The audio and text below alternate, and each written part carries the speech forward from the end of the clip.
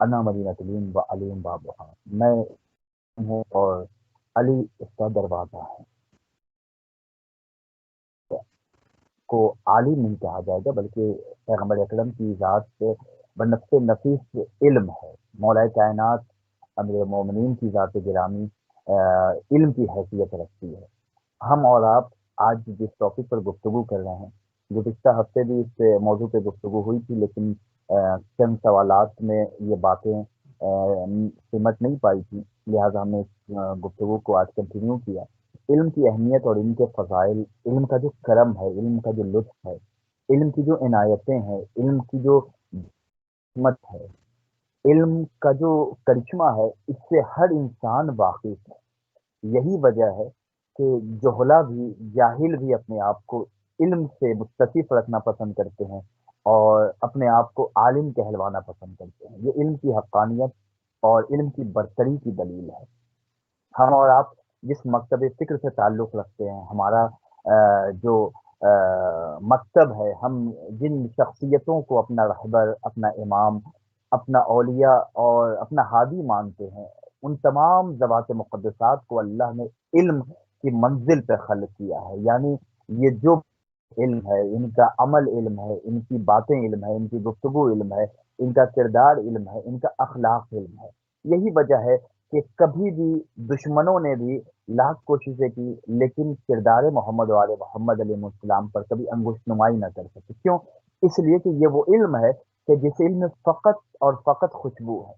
یہ وہ علم ہے کہ جس میں فقط اور فقط ہے۔ یہ وہ علم ہے کہ جس میں فقط اور فقط روشنی ہے۔ یہ وہ علم ہے کہ جس میں فقط اور فقط ہدایت ہے۔ یہ وہ علم ہے کہ جو ہمیں راستہ بتاتا ہے۔ یہ وہ علم ہے کہ جو ہمیں بدبودار چیزوں سے دور رہنے کی ہدایت کرتا ہے۔ یہ وہ علم ہے کہ جو ایک انسان کو بتاتا ہے کہ تمہیں زندگی کیسے گزارنا چاہیے۔ لہذا آج ہم اور آپ اگر اپنے آپ کو سکون کے ساتھ اس پریشان والی دنیا میں، اس زحمتوں والی دنیا میں اگر ہم سکون کے ساتھ زندگی گزارنا چاہتے ہیں، تو ہمیں کوئی کام کرنے کی ضرورت نہیں ہے، فقط اور فقط حصول علم میں سرگرداں رہیں اور علم کو تلاش کریں، حکمت کو تلاش کریں۔ یہ وہ علم ہے کہ جو ہمیں مصیبتوں میں بھی، پریشانیوں میں بھی ہمیں سکون عطا کرے گا۔ اس لیے کہ علم انبیاء کی میراث ہے، علم ائمہ معصومین علیہ السلام کی میراث ہے، علم اہل دانش کی میراث ہے۔ اب میں آپ کی خدمت میں اصول کافی کی ایک روایت پڑھ کے اپنی گفتگو کو آپ کی خدمت میں پیش کرنا چاہتا ہوں، اور جتنے ناظرین اور سامعین سن رہے ہیں اور دیکھ رہے ہیں، ان سے مؤدبانہ گزارش ہے کہ اس ٹاپک کو جس طریقے سے ہم ڈیفائن کرنے کی کوشش کر رہے ہیں، آپ اسے سنیں اور اس کی اہمیت کو پیش نظر رکھ کر آپ کے جو ماتحت ہیں، آپ کے جو بچے ہیں، آپ کی جو اولادیں ہیں، ان تک بھی علم کو اس طریقے سے پہنچائیے کہ جس طریقے سے ہم اپنے بینک اکاؤنٹ میں نومنی کسی کو بناتے ہیں، ہم اپنے مال اور دولت میں اپنا کسی کو وارث بناتے ہیں۔ اگر ہم اہل بیت علیہ السلام کے چاہنے والے ہیں، اگر خدا والے ہیں، محمد والے محمد علیہ السلام والے ہیں، تو ہمیں وہ چیز اپنی اولاد تک منتقل کرنے کی کوشش کرنی چاہیے کہ جس کی وراثت کا حکم محمد والے محمد نے ہمیں دیا ہے۔ اب میں اصول کافی کی روایت آپ کے سامنے بیان کروں۔ حضرت علی علیہ الصلوۃ والسلام ارشاد فرماتے ہیں کہ ایھا الناس اعلموا ان مال الدین طلب العلم والعمل بہ۔ امیر مومن بھائی، جملہ آپ سنیں کہ کیا خوبصورت اور کیا پریکٹیکل مولا نے جملہ ہمارے سامنے بیان کیا۔ امام بیان کرتے اے لوگوں یاد رکھو کہ تمہیں یہ بات تمہیں معلوم ہونی چاہیے کہ تعلیم حاصل کرنا، یعنی جو ہم علم حاصل کرتے ہیں، تعلیم کا جو میدان ہے، علم کا جو میدان ہے، امیر مومن ہم سب کو یہاں پہ ہدایت کر رہے ہیں کہ اے لوگوں یاد رکھو کہ دین کی تکمیل کا راستہ، یعنی دین جہاں مکمل ہو رہا ہے، دین جہاں پہ پورا ہوگا، دین کی تکمیل کا راستہ یہ ہے کہ پہلے تعلیم حاصل کرو، پہلے تم خود اپنے اندر علم کی حیثیت کو، اپنے اندر علم کے نور کو پیدا کرو، اس کے بعد جو تم علم حاصل کر چکے ہو، ول عمل و بے، اس علم پر عمل کرتے ہوئے بہترین انسان بن جاؤ۔ یہ امیر المومنین کا فرمان ہے کہ پہلے تمہیں علم حاصل کرنے کی ضرورت، اس کے بعد اس علم کے حصول کے بعد تمہیں اس علم پہ عمل بھی کرنا ہے۔ اگر تم نے عمل نہیں کیا تو بغیر عمل کرنے والا عالم ویسے ہی ہے کہ جیسے بغیر پھل کے درخت ہوتا ہے۔ اس کے بعد امیر بیان کرتے ہیں کہ اس پر عمل کرنا چاہیے تمہیں، اور معلوم ہونا چاہیے کہ تعلیم حاصل کرنا، علم حاصل کرنا تمہارے لیے مال حاصل کرنے سے زیادہ ضروری اور لازم ہے۔ کیونکہ اب مولا کائنات نے جو ریزن بیان کیا ہے، اللہ ہم سب کو امیر المومنین کے عشق کی معرفت عطا فرمائے، امیر المومنین کی ولایت کی معرفت عطا فرمائے۔ مولا کا جملہ آپ دیکھیں، مولا بیان کرتے ہیں کہ تمہیں علم حاصل کرنا زیادہ تمہارے لیے ضروری ہے، بغیر چوں چرا کے تم مال کو حاصل کرنے میں اپنے آپ کو پریشان کرو۔ اب مولا نے علت بیان کی ہے، کیونکہ مال تمہارے درمیان اللہ نے ڈیوائڈ کر دیا ہے، مال تمہارے درمیان اللہ نے تقسیم کر دیا ہے۔ اب جو مال تمہارے درمیان تقسیم ہو چکا ہے اس کی ضمانت بھی موجود ہے، یعنی خدائے عادل نے اس کو تمہارے درمیان خود تقسیم کیا ہے۔ یہ جو دولت ہے اس کو اللہ نے بانٹ دی، تمہارے درمیان تقسیم ہو چکا ہے، اور اسی نے اس کی ضمانت بھی لی ہے، اور اللہ جب ضمانت لے گا تو اسے ضرور وفا کرے گا، اسے ضرور پورا کرے گا۔ جبکہ علم کا خزانہ اہل علم کے پاس رکھا گیا ہے، اور تمہیں اس کے حاصل کرنے کا حکم دیا گیا ہے، لہذا اہل علم کے پاس جا کر تم علم حاصل کرو۔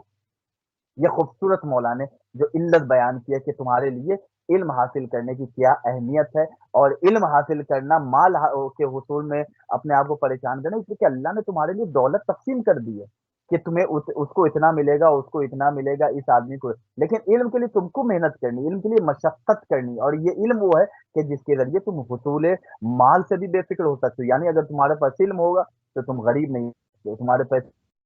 تو تم کسی سے پیچھے نہیں رہو گے، تم غالب رہو گے، تم مغلوب نہیں رہ سکتے۔ اس کے بعد مولا کائنات نے بیان کیا کہ علم کو حاصل کرنا کیوں چاہیے، کیوں علم کو ہمیں اپنے اندر علم کی قدرت پیدا کرنی چاہیے۔ مولا کائنات بیان کرتے ہیں العلم افضل من المال بالسبع، مولا بیان کرتے ہیں کہ مال کے مقابل میں علم 7 چیزوں کے باعث افضل ہے۔ یعنی ایک طرف آپ مال رکھیں، ایک طرف علم کو رکھیں۔ آج اسی کی کا مقابلہ، اور اسی کے لیے لوگ دنیا میں آج زندگی گزار رہے ہیں، نہ حلال دیکھتے ہیں، نہ حرام دیکھتے ہیں، نہ خدا کی خوشنودی دیکھتے ہیں، نہ خدا کی ناراضگی۔ جہاں سے مال آئے، جہاں سے ہم اچھے فلیٹ خرید لیں، جہاں سے ہمارے پاس گاڑیاں آ جائیں، لیکن مولا کہ علم اور دولت دونوں کو ایک جگہ تم رکھو تو علم دولت سے 7 چیزوں میں افضل ہے۔ ایسے تو بہت سی چیزوں میں، لیکن مولا نے یہاں پہ بیان کیا۔ اب مولا بیان کرتے ہیں کہ علم و میراث الانبیاء، علم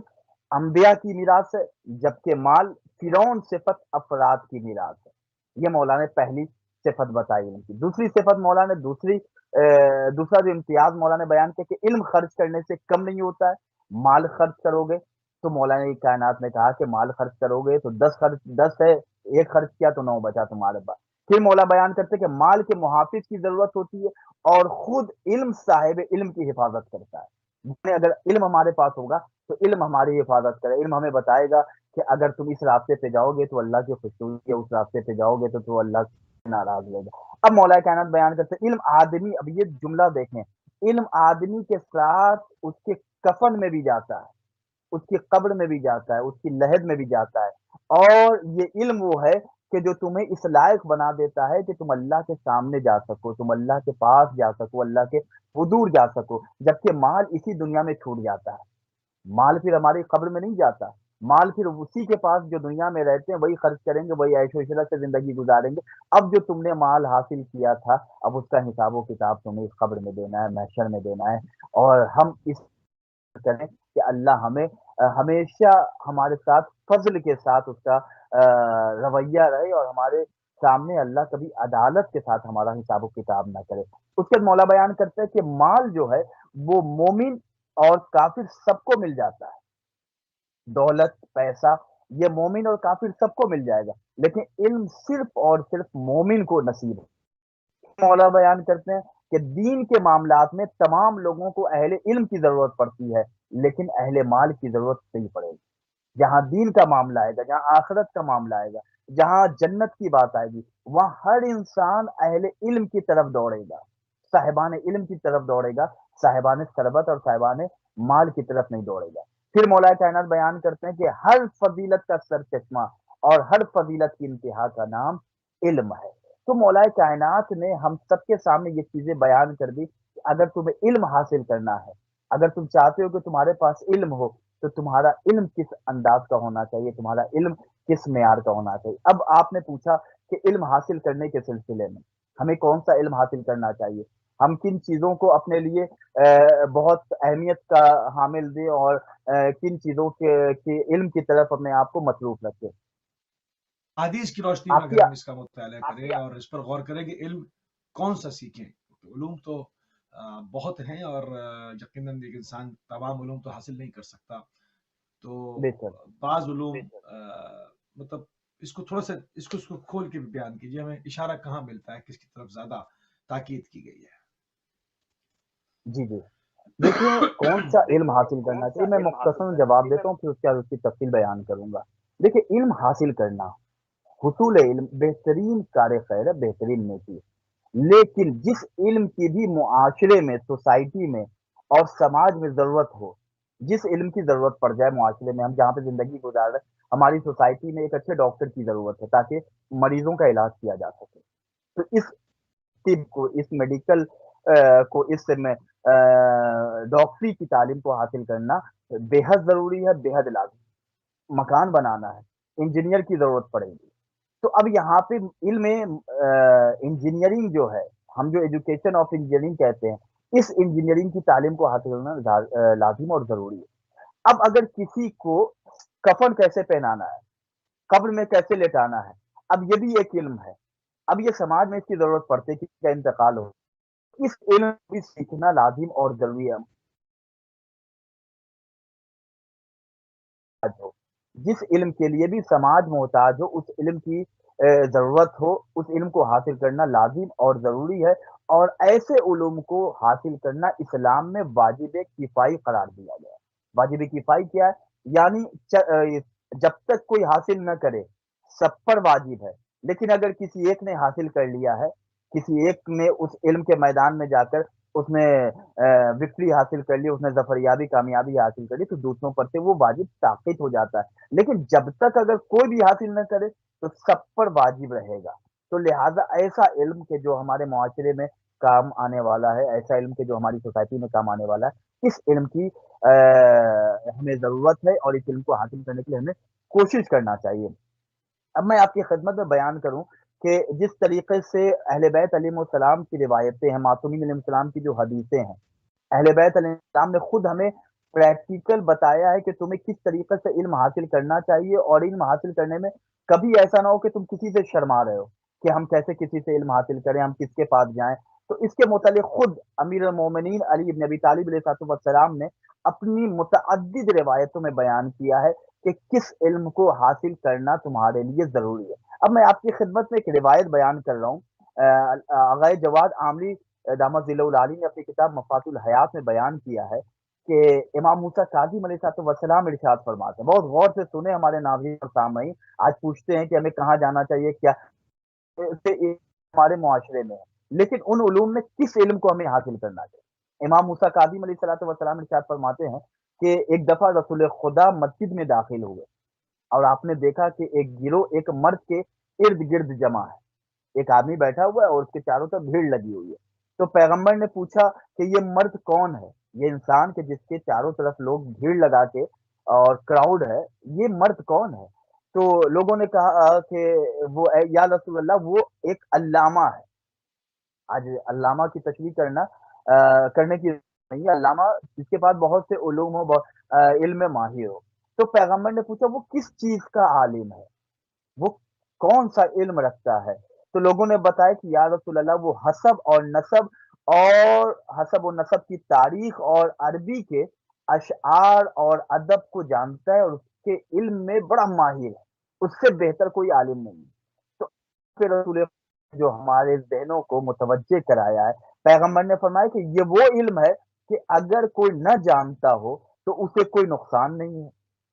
اگر حسب نسب کے بارے میں دیکھیں، اشارہ پیغمبر اکرم نے کر کے ہمارے سامنے علم کے گلستان کو بیان کیا ہے، یہ کس کرنا چاہیے۔ لوگوں نے کہا کہ یہ وہ شخص ہے، یہ وہ علامہ ہے کہ جو حسب و نسب کو جانتا ہے، اس کی تاریخ کو جانتا ہے، اور عربی کے اشعار اور ادب کو جانتا ہے۔ پیغمبر اکرم نے فرمایا کہ یہ وہ علم ہے کہ اگر کوئی نہ جانتا ہو تو اسے کوئی نقصان نہیں ہے، اور جو شخص یہ علم جانتا ہے اس سے اس کا کوئی فائدہ بھی نہیں ہے، یعنی اس کے پاس اس چیز کا علم ہے تو اس علم کے نہ ہونے سے اس کا کوئی نقصان بھی نہیں ہوگا اور دوسروں کا بھی نقصان نہیں ہوگا، اور اس علم کے آنے کے بعد ایسا نہیں کہ اس سے بہت کوئی فائدہ ہو جائے گا، یہ اس مطلب کی طرف اشارہ اور کنایا کہ مسلمان اور اسلامی معاشرے کو علم ترتیب کے ساتھ سیکھنا چاہیے،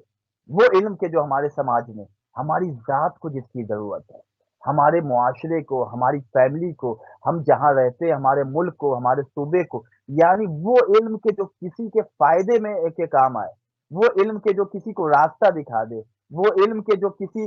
دکھے کو خوشی عطا کر دے، اسے اہل بیت علیہ السلام نے، قرآن نے، محمد والے محمد علیہ السلام نے بیان کیا ہے کہ تمہیں ایسا علم حاصل کرنا چاہیے کہ جس کے ذریعے تم کسی کے کام آ سکو، جس کے ذریعے تم کسی کو کوئی فائدہ دے سکو، جس کے ذریعے تم کسی کو کچھ بیان کر سکو۔ یہ وہ علم ہے کہ جس کے ذریعے تم اللہ تک پہنچو گے، اور اللہ تک جو پہنچ جائے وہی انسان کامیاب ہے، وہی انسان اپنے آپ کو ہمیشہ خوش نصیب سمجھے گا۔ سبحان اللہ، بہت خوبصورت طریقے سے کہ ہمیں کون سا علم سیکھنا چاہیے حدیث معصوم بین علیہ السلام کی روشنی میں آپ بیان فرما رہے تھے، دینی تعلیم حاصل کرنے کی فضیلت اور اہمیت معصومین کے کلام کی روشنی میں، کیونکہ عموماً بعض لوگ اس چیز کی اہمیت کو، اس چیز کی جو علت و غایت ہے اس کو بہت اچھی طرح سمجھتے ہیں، مگر ایک بہت بڑی عوام، کثیر تعداد جو ہے وہ دینی تعلیم کے حصول کے لیے اپنے بچوں کے معاملے میں آمادہ آسانی سے نہیں ہو پاتی۔ تو اس کی فضیلت اور اہمیت کلام معصوم سے اگر پلیز بیان فرما دیں، جزاک اللہ۔ امام علی رضا علیہ السلام ارشاد فرماتے ہیں، اور دینی تعلیم کے سلسلے میں ایک گزشتہ پروگرام میں نے کہا تھا کہ علم وہ علم ہے کہ جو ہمیں ہدایت دیتا ہے، ہمیں خوشی عطا کرتا ہے، ہمیں اللہ کی معرفت عطا کرتا ہے، ہمیں حلال اور حرام کے درمیان تمیز پیدا کرنے کا شعور عطا کرتا ہے، ہمیں بتاتا ہے سچ کیا ہے، جھوٹ کیا ہے،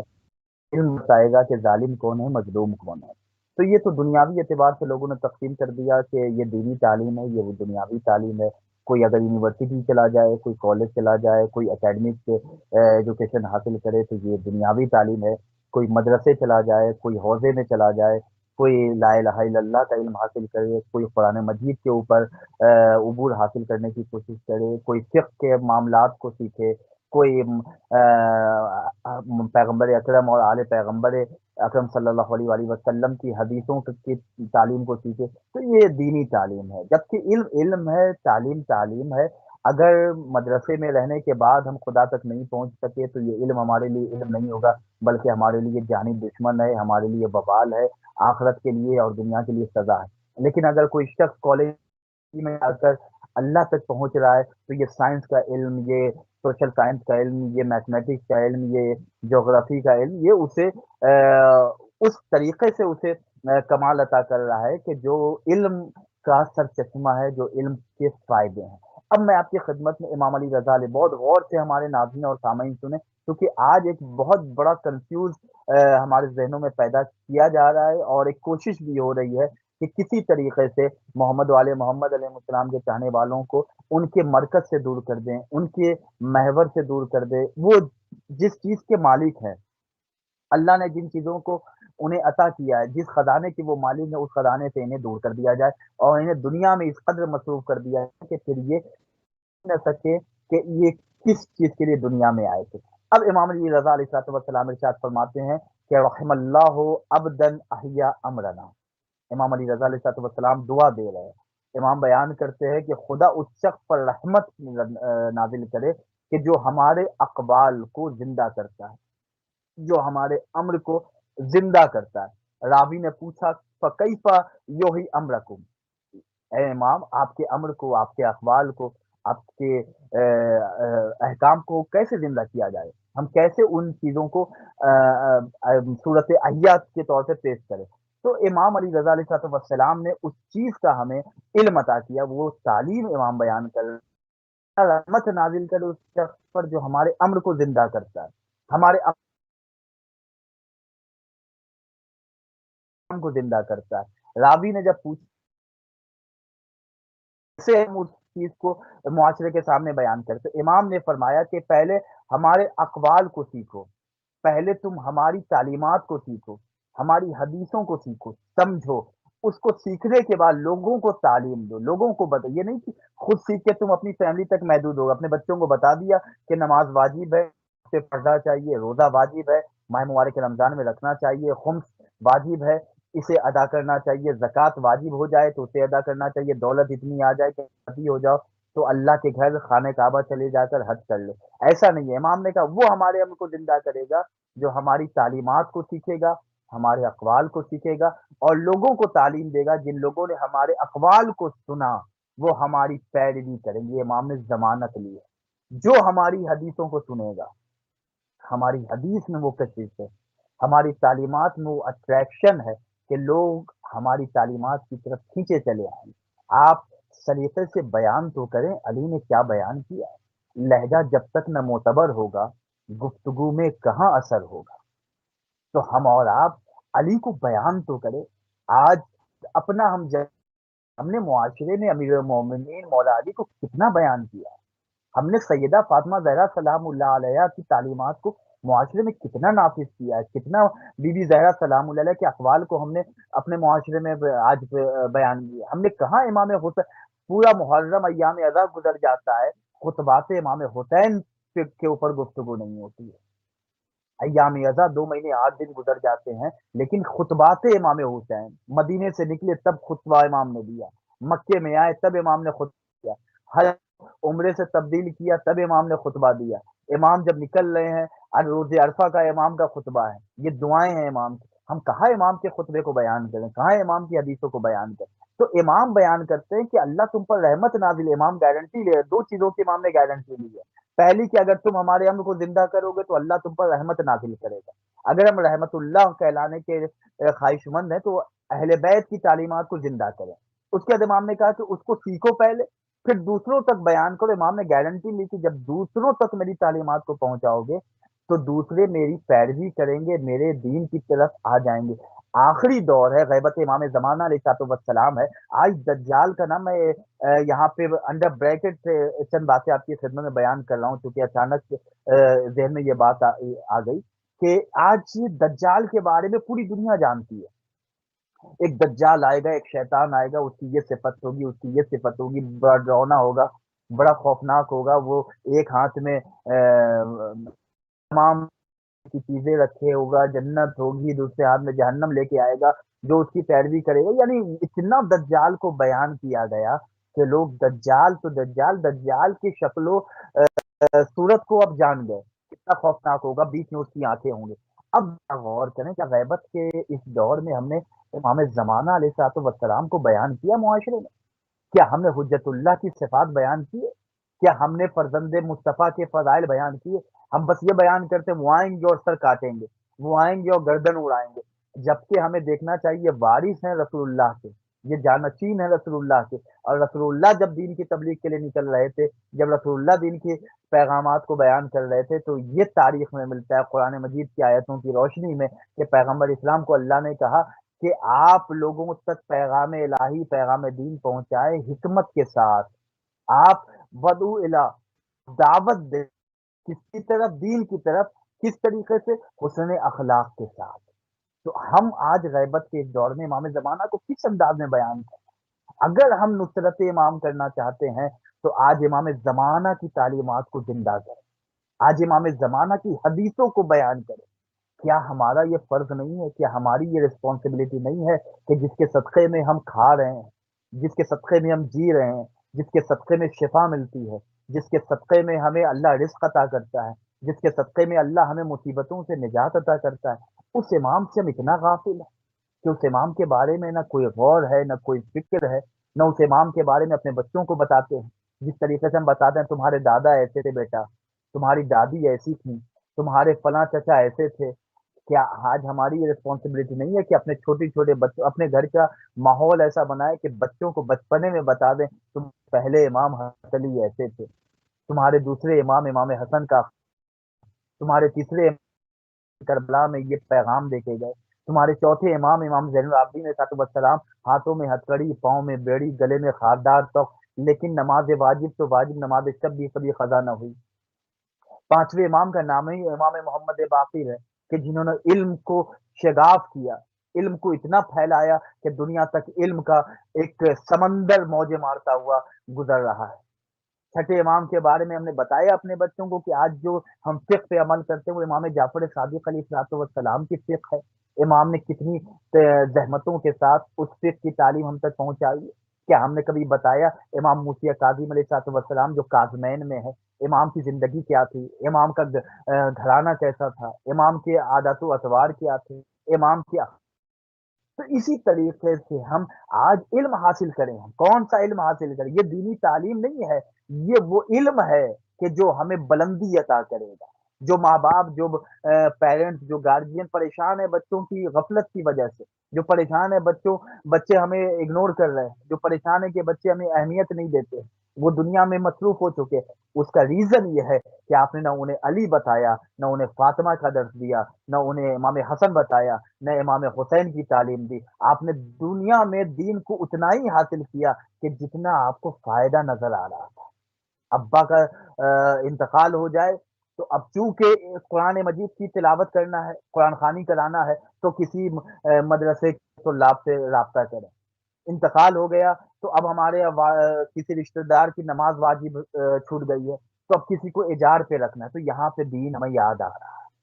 غور کریں، اندر وہ بیداری لائے، اپنے اندر وہ جاگرکتا لائیں کہ ہم کس قوم کے ہیں، ہمارا کیا ہدف ہے، ہماری کیا منزل ہے۔ تو ایسے علم کے جو ہمیں اہل بیت سے قریب کر دے، اس کو حاصل کرنے کی بڑی تاکید کی گئی ہے، بڑے فضائل بیان کیے۔ امام حسن عسکری علیہ السلام نے کیا بیان کیا؟ امام بیان کرتے ہیں کہ میرے جد پیغمبر اکرم صلی اللہ علیہ وآلہ وسلم ارشاد فرماتے ہیں کہ جو شخص ہمارے علوم کی تعلیم حاصل کرے اور جہالت کو ہدایت میں بدل دے، دیکھیں یہاں پہ اس کا نتیجہ بھی ہے، جو شخص ہماری تعلیمات کو حاصل کرے اور حاصل کرنے کے بعد جہالت کو ہدایت میں بدلے گا اور ہماری شریعت لوگوں تک پہنچائے گا، وہ شخص جنت میں ہمارے ساتھ رہے گا،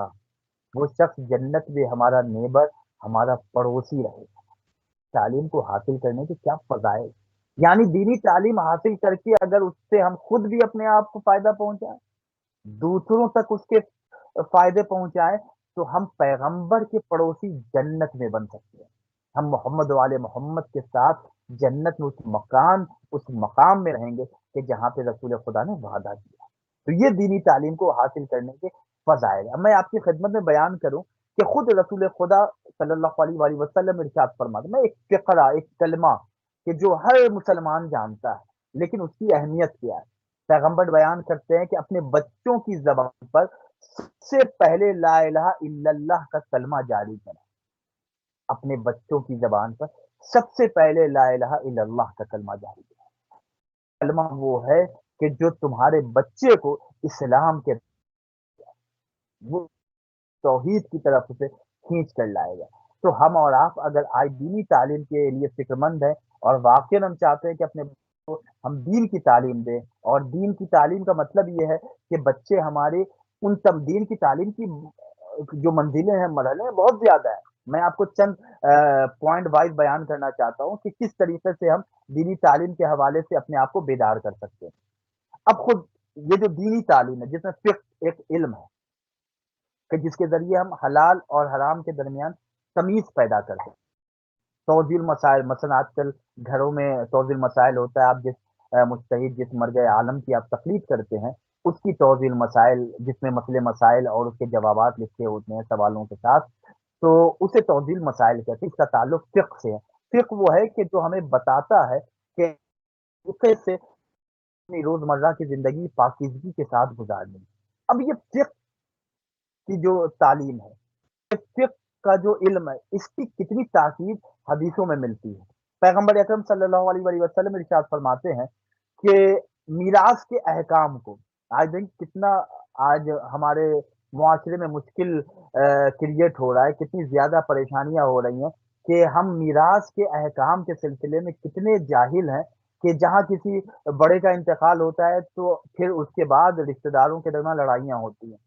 بھائی بہنوں کے درمیان لڑائیاں ہوتی ہیں، اور یہ لڑائیاں پھر پوری نسل تک چلتی ہے۔ اب پیغمبر اکرم نے بیان کیا کہ میراث کے احکام کو یاد کرو، یعنی جس میں ارث بیان کیا گیا اس کو یاد کرو اور دوسرے لوگوں تک بھی تعلیم دو، کیونکہ میں دنیا سے چلا جاؤں گا اور ان قریب علم ختم ہو جائے گا۔ پیغمبر نے کہا کہ میں دنیا سے چلا جاؤں گا اور ان قریب علم دنیا سے ختم ہو جائے گا، کتنے وہ فساد کھڑے ہوں گے، لوگ میراث کے احکام میں دو افراد کی طرف دو افراد اس طرح اختلاف کریں گے کہ کوئی ان کے درمیان فیصلہ نہیں کر سکے۔ آج آپ دیکھ لیں، ماں باپ اس دنیا سے چلے جاتے ہیں، دو بھائی دو بہن یا ایک بھائی ایک بہن، اس میراث کے سلسلے میں اس طریقے سے لوگ جاہل رہتے ہیں کہ پھر بھائی بہن کے درمیان قطع تعلق تک ہو جاتا ہے۔ اور جس طریقے سے رسول اللہ نے صدیوں پہلے کہا کہ دو افراد کے درمیان کوئی تیسرا فیصلہ بھی نہیں کر سکے گا، اس لیے کہ انہیں نہ ارث معلوم ہے، نہ میراث معلوم ہے کہ میراث کسے کہتے ہیں۔ لہذا اپنے بچوں کو فقہ کی تعلیم دو، اپنے بچوں کو فقہ یاد کراؤ۔ اس کے بعد پھر امام بیان کرتے ہیں، ایک شخص تھا کہ جو حضرت علی علیہ السلام کی خدمت میں آتا ہے اور آ کے کہتا ہے کہ یا علی، میں تجارت کرنا چاہتا ہوں، میں بزنس کرنا چاہتا ہوں۔ دینی تعلیم کا کیا فائدہ ہے، کیا ثمرہ ہے؟ مولا کائنات کی بارگاہ میں آ کے کہتا ہے یا علی علیہ السلام، مولا میں تجارت اور بزنس کرنا چاہتا ہوں۔ آپ نے پوچھا کیا تم نے فقہ کا علم سیکھا، کیا تمہارے پاس علم فقہ ہے؟ اس نے کہا کہ میں بعد میں سیکھ لوں گا، ابھی میں تجارت کروں گا اور میں بعد میں سیکھ لوں گا۔ تو مولا کائنات نے کہا وائے ہو تجھ پر، افسوس ہے تجھ پر، پہلے جا کر فقہ یاد کرو، پہلے فقہ کی تعلیم حاصل کرو پھر تجارت کرو، کیونکہ جو شخص ایسا ہے کہ جو شخص بغیر فقہ کے، بغیر علم فقہ حاصل کیے ہوئے تجارت کرتا ہے اور خرید و فروخت کرتا ہے، بزنس کرتا ہے، لیکن اسے مسائل نہیں جانتا، تو وہ شخص سود ہو جاتا ہے، انٹرسٹ کھانے لگتا ہے، اور وہ ہے کہ جو اگر اس حرام میں مبتلا ہو جائے تو اس کی نسل برباد ہو جاتی ہے، اس کی زندگی تباہ ہو جاتی ہے۔ لہذا اس علم کی کیا اہمیت ہے، تعلیمات فقہ کی کیا اہمیت ہے، دینی تعلیم کا کیا معیار ہے، اس کو اہل بیت علیہ السلام نے بہت روشن اور واضح انداز میں بیان کیا ہے کہ تم اپنے درمیان اگر چاہتے ہو کہ زندگی اس طریقے سے گزارو تو جس طریقے سے ہم نے تمہیں بتایا ہے تو تمہیں علم حاصل کرنا چاہیے، اور علم کے ساتھ ساتھ تمہیں اس علم کی طرف متوجہ ہونا چاہیے جو تمہارے معاشرے کے لیے فائدے مند ہو، تمہارے گھر والوں کے لیے فائدے مند ہو، خود تمہاری اپنی ذات کے لیے فائدے مند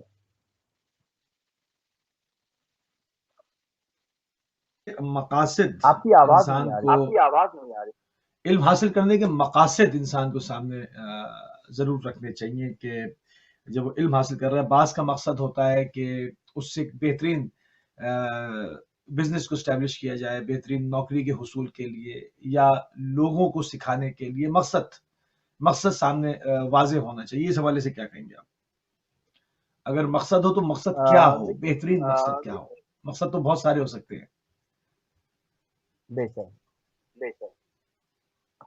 حصول علم کا مقصد اور تعلیم کو حاصل کرنے کا مقصد، اس کے متعلق اگر آپ اصول کافی اور مختلف حدیثوں کی جو کتابیں ہیں، اگر ان کتابوں میں جو چیپٹر ماشاء اللہ سے مکمل ایک چیپٹر بیان کیا گیا ہے، اگر ان کتابوں کی طرف ہم رجوع کریں، نیٹ پہ بھی یہ کتابیں آ گئی ہیں مختلف لینگویج میں، اس کے ترجمے بھی آ گئے ہیں، الگ الگ زبان میں اس کا ٹرانسلیشن بھی ہو چکا ہے۔ اگر ہماری نئی جنریشن، ہمارے ہمسن اور کمسن بھائی بہن اگر کبھی وقت نکال کر اپنے اوپر واجب سمجھ کے ان کتابوں کا مطالعہ کریں تو بہت سی چیزیں ان کے لیے واضح اور روشن ہو جائیں گی۔ حصول علم کا اصل مقصد، پہلا مقصد اور آخری مقصد جو میں لب و لباب آپ کی خدمت میں اور ایک کے جملے میں اس کو سمیٹ کے بیان کروں، پھر اس کے تفصیل سے بیان کروں گا کہ حصول علم کا مقصد اہل بیت مسلام کی روایات کی روشنی میں دنیا داری نہیں ہونی چاہیے، حصول دنیا نہیں ہونا چاہیے، دنیا میں جاؤ حشم حاصل کرنا نہیں، دنیا میں اپنے کو سپریئر بنانا نہیں، دوسروں کے درمیان فخر و مباحث نہیں، بلکہ علم حاصل کرنے کا مقصد، علم کا مقصد دین تک پہنچنا، خدا تک پہنچنا، خدا کی مرضی تک پہنچنا، محمد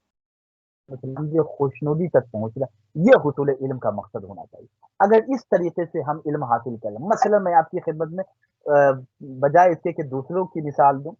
میں خود اپنی مثال دے رہا ہوں۔ میں اپنے گھر سے نکلا، چھوٹا تھا، بچپنا تھا، میں نے دیکھا کہ ماشاء اللہ ہمارے یہاں مولانا صاحب کو مجلسیں پڑھنے آتے ہیں، بڑی عزت ہوتی ہے، لوگ بالکل آگے پیچھے کھڑے رہتے ہیں، بڑا بڑا احترام ہوتا ہے، اور ماشاء اللہ مجلسیں پڑھتے ہیں، اور بڑا ہیوی انویلپ بھی ملتا ہے، اور پھر بڑی آؤ بھگت رہتی ہے، پھر انہیں بڑے ادب و احترام کے ساتھ تو انہیں رخصت بھی کیا جاتا ہے۔ اب میرے ذہن میں ماشاء اللہ اتنے انجینئر میرے یہاں ہیں، اتنے ڈاکٹرس ہیں، تو اتنا ادب و احترام تو ہم نے یہاں نہیں دیکھا۔ لیکن یہ تو مولانا کا معاملہ تو بڑا خوبصورت ہے، احترام، بوڑھے بھی ان کا ادب کر رہے ہیں، بچے بھی ان کا استقبال کر رہے ہیں، نوجوان بھی ان سے محبت کر رہے ہیں۔ تو اب میرے ذہن میں آیا کہ اب یہ جو دینی تعلیم حاصل کرنا ہے، تو کیوں نہ میں بھی یہ علم دین حاصل کروں، تاکہ میرے اندر بھی جب علم پیدا ہو جائے تب میں بھی اس منزل پہ آ جاؤں تو لوگ میرا ہاتھ چومیں،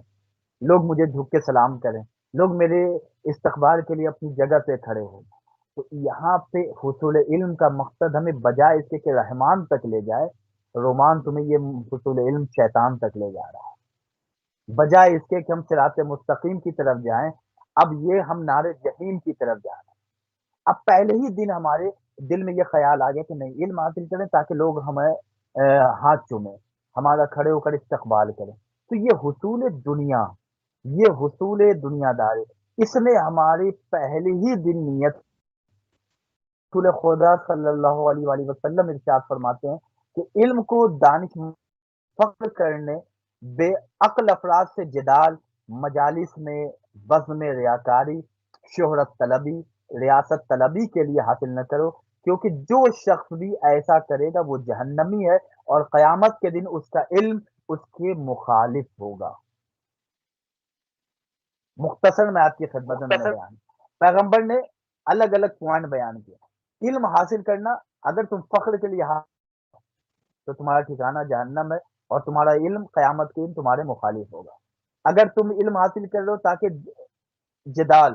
بحث و مباحثہ، دوسرے کو زیر کرنا، لڑائی کرنا، فتنہ و فساد پیدا کرنا، اس لیے کہ دوسرے جاہل ہیں، وہ نہیں جانتے جو تم جانتے ہو، تو رسول خدا نے کہا جدال کے لیے اگر تم علم حاصل کر رہے ہو تو یہ تمہیں جہنم کے جائے گا، قیامت کے دن تمہارا مخالف تمہارا علم ہوگا۔ پیغمبر نے کہا مجالس میں بہت سے لوگ بیٹھے ہوئے ہیں، اب وہاں پہ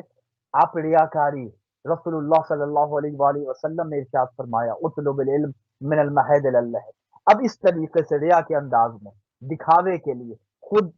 علم ہے لیکن عمل نہیں کر رہے ہیں، آپ علم حاصل کیجیے اور اس پہ عمل کیجیے، اس طریقے کی گفتگو یعنی دکھاوے کے لیے، پیغمبر نے کہا یہ تمہارا ٹھکانہ جہنم ہے۔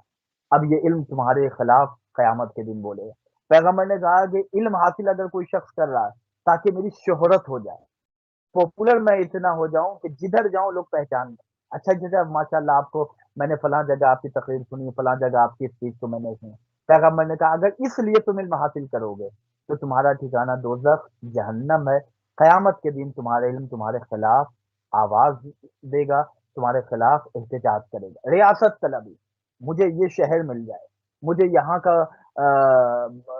یہاں کی پوری حکومت مجھے مل جائے، لوگ میرے ماتحت ہو کر چلیں، اگر اس نیت سے اگر علم حاصل کر رہا ہے تو پیغمبر نے کہا کہ پھر تم علم حاصل مت کرو، اس لیے کہ یہ علم کمال نہیں بلکہ تمہارے لیے وبال بن جائے گا۔ اور رسول اللہ نے دو نتیجے دیے، اگر ان چیزوں کے لیے اگر تم نے علم حاصل کیا تو تمہارا ٹھکانہ جہنم ہے، اور تمہارا علم قیامت کے دن تمہارے خلاف احتجاج کرے گا، تمہارے خلاف بولے گا۔ اب آپ کی خدمت میں ایک شخص کے بارے میں بتاؤں کہ راوی کہتا ہے کہ میں نے امام جعفر صادق علیہ السلام سے سنا کہ آپ نے فرمایا کہ جو شخص اپنے علم پر گھمنڈ کرے گا، جس شخص کو اپنے علم پر غرور ہو جائے، امام بیان کرتے کہ وہ شخص فقیر ہو جائے گا، وہ شخص عالم غربت میں مبتلا ہو جائے گا۔ تو علم ہمیں نیاز بنا سے دور ہوتا ہے، لیکن اگر علم کو ہم نے غرور کے لیے حاصل کیا، یعنی علم حاصل ہو گیا، اب نہ ہم اپنے رشتے دار کو دیکھ رہے ہیں، نہ اپنے دوست نے، اب ہمارے پاس علم آ گیا تو اب ہم ان سے نہ اچھے سے گفتگو کر رہے، وہ تو جاہل ہیں، ان کے ساتھ ہم بیٹھے کیسے؟ تو امام نے بیان کیا کہ اب اگر تمہارے ذہن میں یہ غرور آ گیا تو اب یہ غرور تمہارے ذہن میں نہیں ہے بلکہ تمہاری آنکھوں سے ابلیس جھلک رہا ہے، اور تمہارے دل میں ابلیس دھڑک رہا ہے۔ اگر اس طریقے سے تم علم حاصل کرنے کے بعد مغرور ہو جاؤ گے تو پھر بڑے مغرور ہوتے جا رہے ہو، خدا سے دور ہوتے جا رہے ہو۔ امام نے بیان کیا کہ تمہیں فقیر ہونے سے پھر کوئی روکے گا نہیں، تم بہت جلد فقیر ہو جاؤ۔ تو اللہ سے دعا کریں کہ اللہ ہم سب کو توفیق دے کہ ہم اہل بیت کی تعلیمات کے مطابق حصول علم میں مصروف اور سرگردان ہیں۔ ایک اور پوائنٹ کو شامل کریں، اور کیونکہ وقت دامد وقت میں گنجائش جو ہے وہ محدود ہوتی چلی جا رہی ہے، اور دینی تعلیم کی اجرت کے بارے میں بتائیں۔ اس پہ بڑے سوالات لوگوں کے اذہان کے اندر موجود ہیں کہ اس کو ذرا کلیئر کر دیں کہ کہاں تک देखें, उजरत और अज्र देना ये तो इंसानी शराफत है। पैगंबर अकरम ने भी जब दीनी तालीम और लोगों को हिदायत दी, तो लोग उजरत लेके आने लगे, तो अल्लाह ने कहा कि कुल्ला असलुकुम अलैहि अजरन इल्लल मवद्दत फिल, ए मोहम्मद, है मेरे नबी, बस आप लोगों से कह दें कि आप से हम कुछ उजरत नहीं चाहते, मगर ये कि आप मेरे क़राबतदारों से, मेरे अहले बैत से मवद्दत इख्तियार करें, उनसे मोहब्बत करें। तो उजरत देना ये इंसानी फितरत है, और ये फितरत पर अमल करते हुए कोई शख्स इससे बगावत नहीं कर सकता। बाज़ मौके पर, बाज़ जगहों पर ये देखा गया है कि लोग दीनी तालीम और दुनियावी तालीम के एतबार से उसकी उजरत में भी फ़र्क रखते हैं। और असातीज़ को, अपने बच्चों के पढ़ाने वाले को, मैं ख़ास तौर से दीनी तालीम के हवाले से इसलिए बयान कर रहा हूँ, तालीम हमें कब्र तक काम आने वाली है, जो इल्म हमें कब्र तक फ़ायदा देने वाला है, तो हमने इतना अपने मुआशरे में उसके वैल्यू को कम कर दिया कि बच्चे भी बचपने से ये देखते हैं कि अच्छा, मैं मैथमेटिक्स पढ़ने जाता हूँ, तो वहाँ इतने डॉलर्स दिए जाते हैं। और कुरान के लिए हमारे पेरेंट्स किसी ऐसे को कि जिसको मामूली सी रकम दी जाती है, इसका मतलब ये है कि मार्केट में जो चीज़ कॉस्टली मिले, उसका वैल्यू ज़्यादा है। जो चीज़ बिल्कुल कम कीमत पे मिल जाए, उसकी कोई कीमत नहीं होती। बच्चा बचपने से जब अपने घर में ये माहौल देखता है, तो उसके ज़हन में दीन और दुनिया में फ़र्क पैदा होने लगता है। अब वो दुनिया को बहुत ज़्यादा कीमती समझता है। बचपने से उसकी नीयत नशोनुमा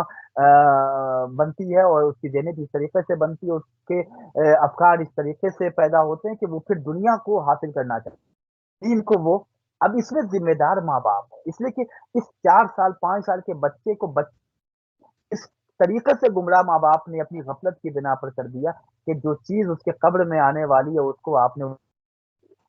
जबकि मैं आपकी खिदमत मनाक़िब आले अबी तालिब अलैहिस्सलातु वस्सलाम की एक रिवायत बयान कर रहा हूँ। रावी बयान करता है कि अब्दुल रहमान नाम का रावी ये बयान करता है कि इमाम हुसैन के बच्चे को मैंने सूरह हम्द की तालीम दी। फ़क़त सूरह हम्द, बिस्मिल्लाहिर्रहमानिर्रहीम, अल्हम्दुलिल्लाहि रब्बिल आलमीन। वो कहते हैं कि मैंने इमाम हुसैन अलैहिस्सलातु वस्सलाम के बच्चों को सूरह अल हम्द की तालीम दी। जब बच्चे अपने वालिद को सूरह हम्द सुनाने लगे, तो उन्होंने 1000 दिनार और 1000 खूबसूरत लिबास उस्ताद को दिए। अल्लाह हू अकबर! फ़क़त सूरह हम्द, अगर किसी को पढ़ाया, तो इमाम अपने बच्चों के इस उस्ताद को इस सूरह हम्द की तालीम देने के बाद 1000 दिनार और 1000 खूबसूरत लिबास अता कर रहे। उस पर बाज़ लोगों ने एतराज़ किया, बाज़ लोगों ने सवाल किया, मौला, आपने ये सब कुछ उस उस्ताद की तालीम देने के मुकाबले में इतना आपने दिया? मौला, एक सूरह हम्द की तालीम उसने दी और आपने इतना ज़्यादा उसे अता कर दिया। तो इमाम हुसैन अलैहिस्सलाम बयान करते हैं कि जो तालीम उसने दी है, उसके मुकाबले में ये जो मैंने अता की, ये चीज़ कुछ भी नहीं है। ये चीज़ कोई हैसियत नहीं रखती। लिहाज़ा इमाम हुसैन अलैहिस्सलाम के इस अमल से हम सबके लिए ये नतीजा अख़ज़ होता है, ये रिज़ल्ट हमें हासिल करना चाहिए कि अपने वजूद में, अपनी ज़िंदगी में, अपने बच्चों तालीम के हवाले से इतना अपने आप को बेफ़िक्र न बनाएँ कि हमारे बच्चे गुमराह करना है। बच्चों को बचपने में ही जिस तरीके से हम अपने बच्चों को दुनियावी बीमारियों से, जिस्म की बीमारियों से दूर रहने के मुख्तलिफ टीके लगवाते हैं, मुख्तलिफ इंजेक्शन लगवाते हैं, ताकि ये मुख्तलिफ बीमारियों से महफूज़ रहें। उसी तरीके से अगर हम और आप चाहते हैं कि हमारे बच्चे मुख्तलिफ रूहानी और ऐसी बीमारियों से महफूज़ रहें कि जो उन्हें जहन्नम से वो बीमारी से अगर महफूज़ रहेंगे तो जहन्नम जाने से बच जाएँगे, तो वो इल्म आप उन्हें अता कीजिए, अक़ायद का इल्म उन्हें अता कीजिए, हदीस की तालीम उन्हें दीजिए, फ़िक़्ह के बारे में उन्हें बताइए कि अहले बैत अलैहिमुस्सलाम का किरदार क्या था। उन्हें बताएँ कि इमाम हुसैन अलैहिस्सलाम की कुर्बानी क्या थी, उसका मकसद क्या था। उन्हें ग़ैबत के इमाम के बारे में बताएँ, बेटा आज हमारा कोई ऐसा नहीं है कि पुरसाने हाल नहीं है, हमारा इमाम आज ज़िंदा है कि हम अपने गुनाहों की वजह से उस इमाम को नहीं देख पा रहे हैं, लेकिन वो हम अपने हर चाहने वाले को देखते हैं। और खुद इमाम बयान करते हैं, मेरे चाहने वालों, मैं तुमसे बेखबर नहीं,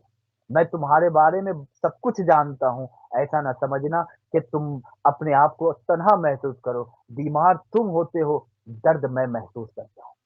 परेशानी में तुम मुब्तला होते हो, मैं परेशान हो जाता हूँ। ہیں، بہت ممنون ہے آغا آپ بھائی کے کہ آپ کی آپ نے اپنا آواز قیمتی ٹائم کم آ رہی ہے جی جی آواز کچھ کم ہے مجھے بھی. بہرحال بہت شکر گزار ہے قبلہ آپ کے، انتہائی ممنون ہے اور مشکور ہے کہ آپ نے اپنا قیمتی ٹائم اہل بیت ٹی وی کو دیا. اور ناظرین آپ سماعت فرما رہے تھے جناب مولانا سید رومان رضوی صاحب کو نجف اشرف عراق سے علم حاصل کرنے کی اہمیت. ہم نے پوری کوشش کی کہ